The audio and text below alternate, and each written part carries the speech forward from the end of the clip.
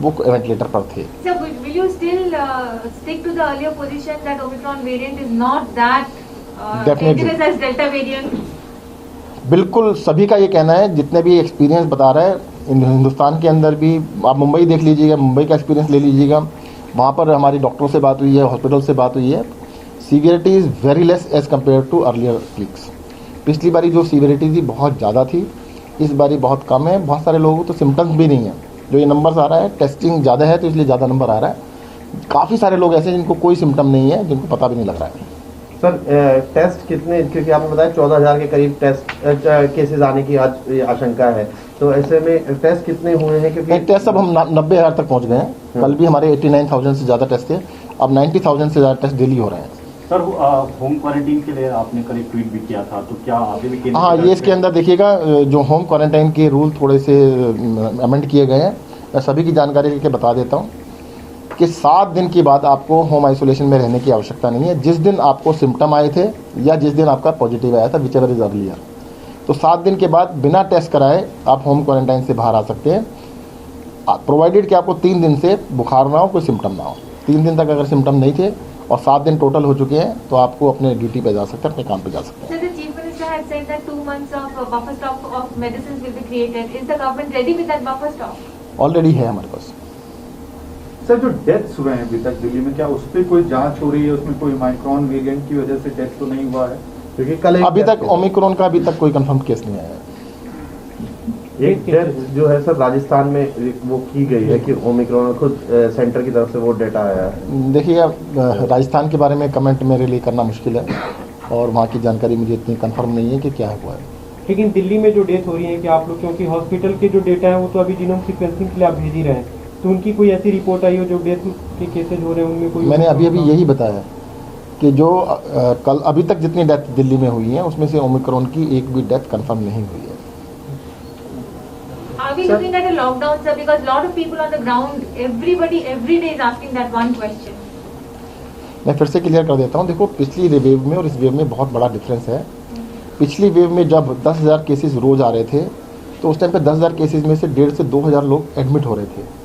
आज उसका 5वां हिस्सा भी एडमिट नहीं हो रहे हैं। जब हमारे 30,000 एक्टिव केस थे तो उस टाइम पे 6-7,000 8,000 बेड ऑक्यूपाइड थे। इस टाइम पे 1,000 बेड भी नहीं है। तो bed occupancy is very less, severity is very less पिछली बारी के मुकाबले में। दिल्ली ने देश की राजधानी होते हुए सबसे पहले सबसे ज़्यादा रेस्ट्रिक्शंस ऑलरेडी लगा दी हैं। सारे बैंकेट हॉल बंद हैं, सारे एजुकेशन इंस्टीट्यूशन बंद हैं, जिम बंद हैं, जितनी भी दुकानें हैं अल्टरनेट खुल रही हैं, मॉल अल्टरनेट खुल रहे हैं। तो बहुत सारे रेस्ट्रिक्शंस ऑलरेडी लगा दिए हैं क्योंकि बेड ऑक्यूपेंसी अभी बहुत ही कंफर्टेबल है। तो अभी लगता नहीं है कि लॉकडाउन की ज़रूरत है। वैसे भी एहतियात के तौर पर कल शाम से 3 दिन के लिए, मतलब मंडे मॉर्निंग तक के लिए कर्फ्यू रहेगा पूरी दिल्ली में। और मुझे लगता है अभी इतने स्ट्रिंजेंट जितने एक्शन लिए गए दे आर सफिशिएंट। लेकिन जो संख्या बढ़ी है लोगों के मन में कहीं ना कहीं से डर उपज रहा है, क्योंकि जो पूरे भारत में जो केसेज आए 90,000 से ज़्यादा केस आए एक दिन में, दिल्ली में भी लगातार संख्या बढ़ती जा रही है।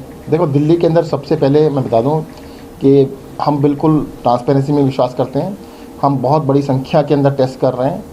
कई सारे लोग टेस्ट नहीं कर रहे, वो कहते हैं हमारे यहाँ केस ही नहीं है। अगर हम 90,000 के टेस्ट ना करें और 9,000 टेस्ट करें तो आपके ये नंबर घट के 1,500 रह जाएंगे। तो टेस्ट कर रहे हैं तो ट्रांसपेरेंट होने से पता होना चाहिए। और टेस्टिंग का मतलब ये है कि भाई आपको पता लग गया, आप पॉजिटिव है, अपने घर में रहिएगा 7 दिन घर में रहेंगे, ठीक है, अच्छी बात, औरों को नहीं फैलाएंगे। सर पोल बाउंड स्टेट्स खासकर पंजाब में भी टेस्ट जो है उसमें कमी लाई गई है, तो आपको नहीं लग रहा है सिर्फ इसलिए कि इलेक्शन हो सके इसलिए ऐसा किया जा रहा है और अब वर्चुअल रैलीज की ज़्यादा ज़रूरत है? देखिए, इस बारे में मेरा कमेंट करना ठीक नहीं है। मैं अपना बता सकता हूँ कि हम देश के अंदर सबसे ज़्यादा टेस्ट कर रहे हैं। इसके बावजूद के नंबर दिल्ली में बढ़ रहे हैं, टेस्ट भी उसी हिसाब से बढ़ा रहे हैं। बाकी राज्यों से हम इस बारे में कोई कमेंट मुझे करना ठीक नहीं, आप उनसे पूछ लीजिए, बता देंगे क्यों कम किए हैं, कैसे कम किए हैं। वर्चुअल रैली का सर हो सकता है कि आपकी नेता वर्चुअल रैली करें ताकि भीड़ न जुटे और लोगों के घर तक संदेश हो? आप मुझसे ना इलेक्शन कमीशन का पार्ट भी मुझसे पूछना चाह रहे हैं, ये इलेक्शन कमीशन बता पाएगा। एक और सवाल है सर, पिछले कुछ दिनों में दिल्ली के अलग अलग सरकारी अस्पतालों में हेल्थ केयर वर्कर्स की पॉजिटिव आने की खबर आ रही है। डॉक्टर्स और नर्सेज भी पॉजिटिव हो रहे हैं। LNJP में, RML में, तमाम जगहों से खबर आई है। तो क्या दिल्ली गवर्नमेंट के पास कोई कंसोलिडेटेड नंबर्स है as to how many health workers are tested positive? Exact number ऐसा नहीं है कि भाई ना ही ऐसी कोई अलग कैटेगरी है कि हेल्थ केयर वर्कर को अलग से किया जाए, जैसे मैन वीमेन का अलग अलग होता है, एज वाला होता है, उसमें ऐसा कोई कॉलम नहीं है अभी तक। हाँ, परंतु कुछ हैं हमारे अस्पतालों में कुछ हेल्थ केयर वर्कर्स हुए हैं, बट इतना अलार्मिंग नहीं कह सकते, क्योंकि जब सोसाइटी में फैल रहा है तो सब प्रपोर्शनेट ही है, ऐसा नहीं कि एक्स्ट्रा ऑर्डिनरी ज़्यादा हो रहा हो। दिल्ली के अंदर पॉजिटिविटी रेट 12-14% है, तो 12-14% सभी को होगा।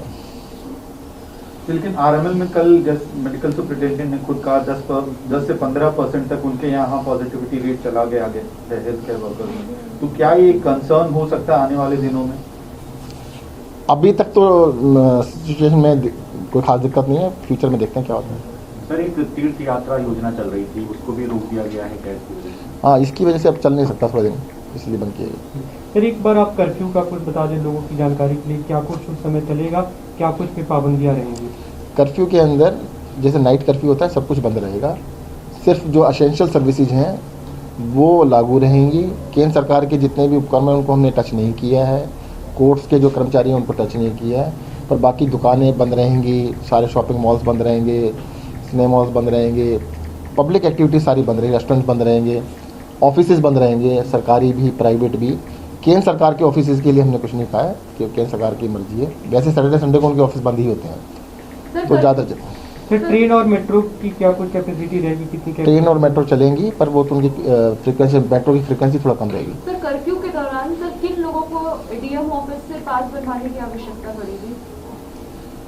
नहीं, जहाँ तक आई कार्ड पे चल जाएगा, जैसे मीडिया वाले हैं, मीडिया वालों को अलाउड है तो अपना आई कार्ड दिखा दीजिए, उससे काम चल जाएगा आपका।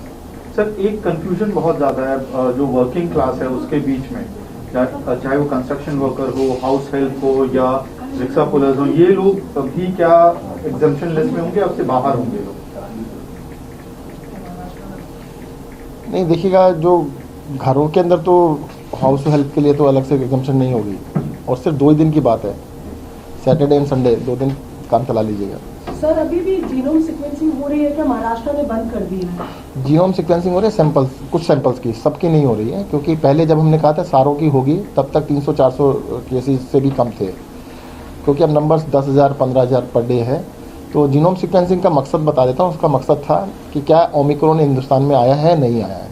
अब ये कंफर्म हो चुका है कि ओमिक्रॉन आ चुका है, ये भी कंफर्म हो चुका है कि ज़्यादातर केसेस ओमिक्रॉन के हैं, तो अब मुझे लगता है इसकी ज़रूरत नहीं है ज़्यादा कि अब उस पर जाएँ कि हम कौन सा पेशेंट ओमिक्रॉन है, कौन सा नॉन ओमिक्रॉन है। ऑल कोरोना आर कोरोना, सारे कोरोना कोरोना है, इससे फ़र्क नहीं पड़ता कि ओमिक्रॉन है कि डेल्टा है कि अल्फ़ा है कि बीटा है।